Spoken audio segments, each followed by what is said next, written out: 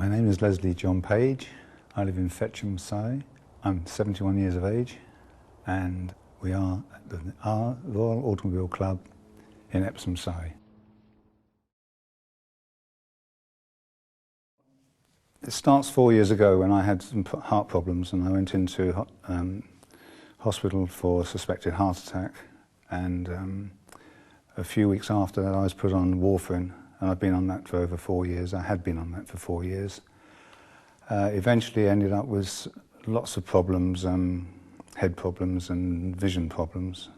I've had 3 or 4 TIAs in the intervening period, and the first one I had when I was at home, and I just sort of bent down to pick a paper up and the whole room went spinning, and suddenly I found myself on the floor soaking wet, and my wife called an ambulance, and I think that was about 3 years ago, and they took me again into Epsom. I didn't feel very well a lot of the time, and it impacts on me because I like a drink. And as you know, I'm sure most people know, with warfarin you have to be very careful what you drink. And I was strongly advised by any doctors or specialists that you can drink as long as you have the same amount of drink each day.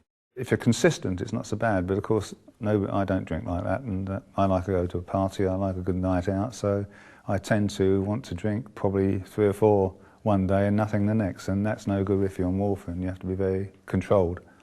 I found that difficult.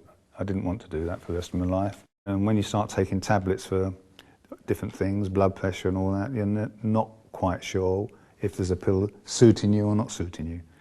I don't know how you work it out without stopping taking something, and you're advised not to stop, so it's awkward.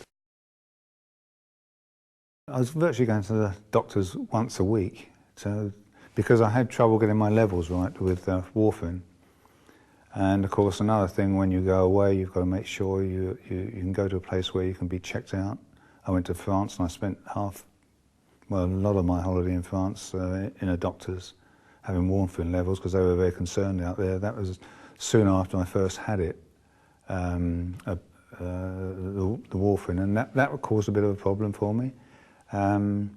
So you've always got to make sure you've got your medication with you, and you've got to be very careful with it and take the right levels each day, which, well, can be a problem if you forget them, which you hope not to.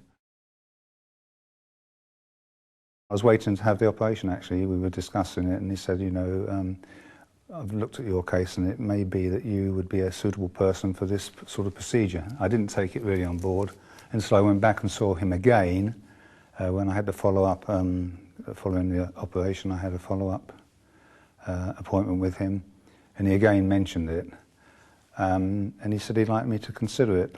I'm not decided whether I want this or not. You know, I'd like to know a little bit more about it, because I hadn't really looked into it very much after that, but he reassured me, and then I looked it up on the net, found out what it did, and I was very keen to come off of warfarin because I'd been on it for a long time and it didn't really suit me. I was having a lot of stomach trouble and felt very uncomfortable, very unwell for some time.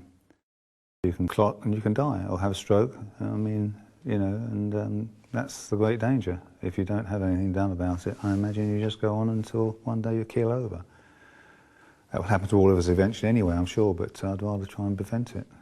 So if I'm advised by specialists that something could be good for me or would be good for me, then I tend to go along with that advice. I understand where it goes, and it goes into the left appendage, and then hopefully it opens up and will stop clotting, as I understand it.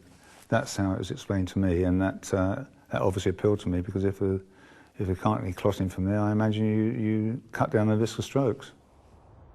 Didn't feel nervous at all. And the operation itself was nothing. I mean, it's very simple.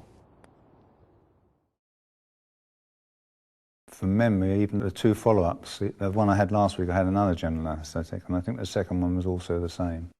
Went in last Monday and had the echo on Tuesday, and I feel okay now. Feel very good. Haven't felt anything since I had it done. I even wonder if it's in there.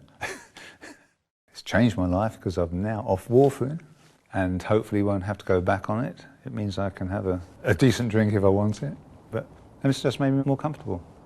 That's how I've had a lot of operations, but this one is one of the simplest as far as I'm concerned, and as a consequence, I'm very happy to have had it. I'm sure, you know, it will work for you as it seems to work for me.